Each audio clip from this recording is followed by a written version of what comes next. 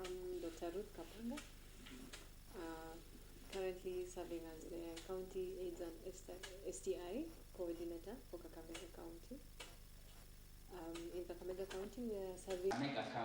Kakamega County tuko kwa sub-county 7. Kondomani, Wisero, Butere, Mumias West, Mumias East, Matungu, Navahodo, alafu na gani? Na Mumias West. Sawa sawa. Na tunafanya kazi kwa hospitali. Na kando na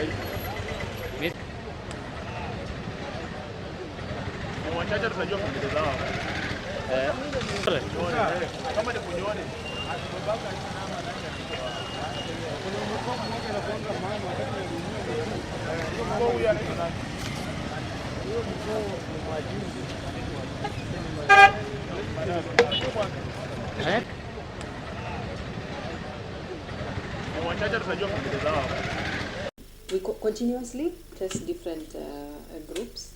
Our testing nowadays is targeted, where we are focusing on populations that we expect to have infection happening amongst them.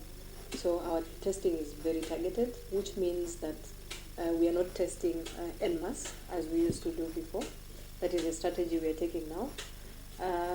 New infections in terms of absolute numbers have gone down. It is not as much as it used to be before. So for the year 2021, we had 6.6% of all the people that we tested turning positive. And this year, up until now, the year is not yet over, but up until now, we've had 3.2% of the people testing turning positive. The many strategies that have been put in place, of course, are contributing to the reduction in the new infections. Most importantly is that the people who are tested positive, we start them on treatment immediately. And I had explained earlier, when somebody is HIV positive and they are on treatment, then their viral load is going to be low or undetectable, and that means that they do not transmit. There are several different contributing factors. We must say we are really trying to get our messages into the community, because as different challenges come in, then there's a bit of complacency. I will give an example of COVID. When COVID started, in the beginning, everybody was very strict with masks, very strict with washing hands and social distance. As time goes by, people become complacent.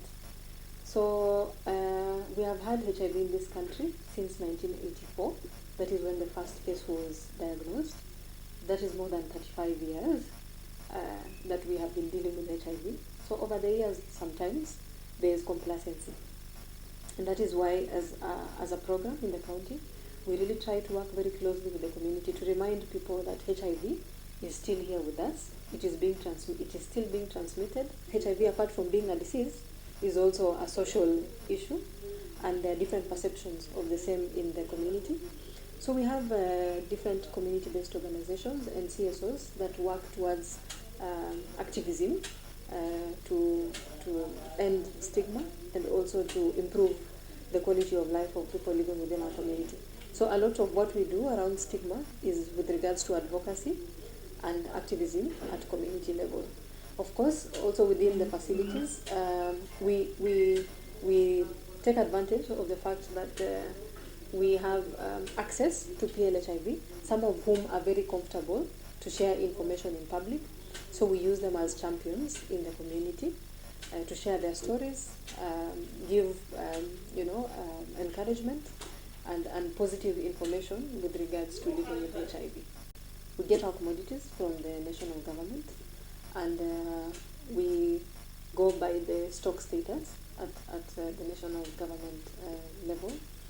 We have been informed that we should be receiving a shipment in the course of this month, the shipment of condoms, so we are waiting for the same. This is not only condoms, we are talking about abstinence, we are talking about people being having fidelity to one sexual partner, we are talking about pre-exposure prophylaxis, as I've mentioned, we are talking about post-exposure prophylaxis, we are also now talking about the use of condoms. So there are various ways to prevent HIV infection, and we try to sensitize and share information with the community on the availability of all these methods and for the use of all the methods as well. We are serving around 45,000 people across the county in the different hospitals. These are people living with HIV who we see on a regular basis. And across the county, the sub-county that has the most number of people living with HIV being served in the facilities, that is being seen in the facilities, is Shinyalu sub-county, then followed by Lurambi sub-county. So in Shinyalu sub-county, most of our people living with HIV are being served in St. Elizabeth Mukumu Hospital, and in Lurambi sub-county, most of our people living with HIV are being served in Kakamega County General Hospital.